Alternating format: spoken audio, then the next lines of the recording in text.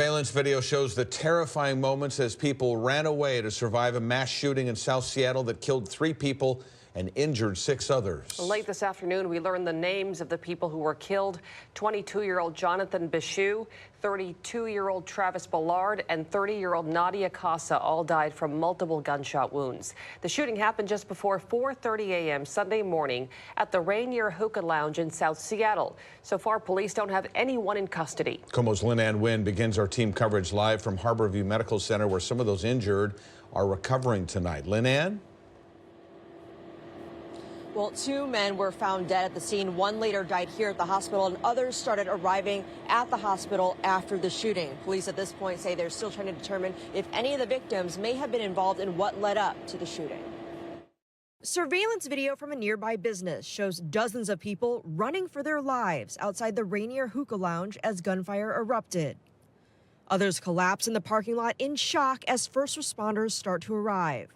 Today, the business remains closed, and it's still unclear how many shooters were involved. Police are working to interview witnesses and victims. Police have not released any new updates on the shooting, but in a press conference yesterday, Chief Diaz spoke about the status of the investigation. What we do know is we've recovered 5 guns, so we are still trying to figure out who was in possession of those guns, who was shooting, so it's still yet to be determined. Police are working to contact the owners of those guns to determine whether they were stolen. Neighbors saw investigators combing the area for most of the day yesterday. It was kind of scary, you know, because I live right here. Could have been some stray shots or something, but luckily it all happened inside the hookah lounge. 2 men, 22-year-old Jonathan Bishu and 32-year-old Trevis Bellard, were found dead on scene. 30-year-old Nadia Kassa later died at the hospital. 6 others were hurt.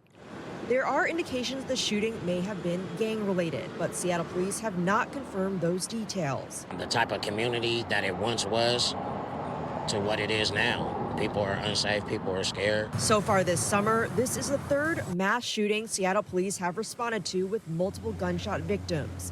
4 people were shot at a street racing event in Capitol Hill on July 23rd. Then on July 28th, 5 people were shot at a community event outside Safeway in Rainier Beach. And again, at this point, police have not said what led up to the shooting, though they are working with the business owner as well as the security staff who was working that night to find out what exactly happened. Reporting live in Seattle, Lynn Wynn, KOMO News. Lynn, thank you. Crime in the 2200 block of Rainier Avenue South is considerably higher this year than it was last year. According to the Seattle Police Department's crime database, there have been 12 total crimes reported there so far in 2023, compared to just 4 in 2022. And the 3 of them have been violent crimes, which include aggravated assault and robbery. There weren't any last year at this time, and those totals do not include yesterday's shooting. This isn't a summer of love in Seattle. Multiple mass shootings, 4,000 shell casings found. So you have Seattle Police Guild President Mike Solon. When you have criminal justice reform efforts that don't hold criminals accountable for their actions, you see those tragic situations unfold as if it's commonplace. What about the argument, though, that even if you had more officers, it's not going to stop 4,000 rounds from being fired in the city? Well, of course it would. If you have another officer available, not running call-to-call answering calls, could they be available at that hookah lounge? He blames the Seattle City Council for creating a political atmosphere that led to the departure of 600 cops in the recent violence on Rainier. The other mass shooting was about 5 miles down the road at a Safeway on Rainier Avenue South in District 2. You were one of the proponents of cutting funding to the police department. We can't have an officer in every hookah lounge. Do you think more cops in the neighborhood would have made a difference? We need to focus on responsible behavior. We can't have an officer in every situation to prevent gun violence. What we can do is work to reduce the guns that we have on the street. I agree that it's contributing to that. There are a lot of factors of why we're seeing such an uptick in violence. Tanya Wu is running to unseat Morales in the district in November and said she'd still like to know if the cases are connected or gang-related, which means the solution to stopping the violence is far more complex. Unfortunately, people are saying, like, it's normal, but it cannot be normal.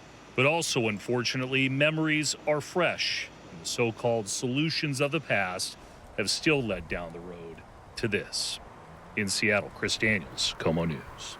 Seattle police say they've recovered more than 860 guns since January, putting the city on pace for more than a decade-long high.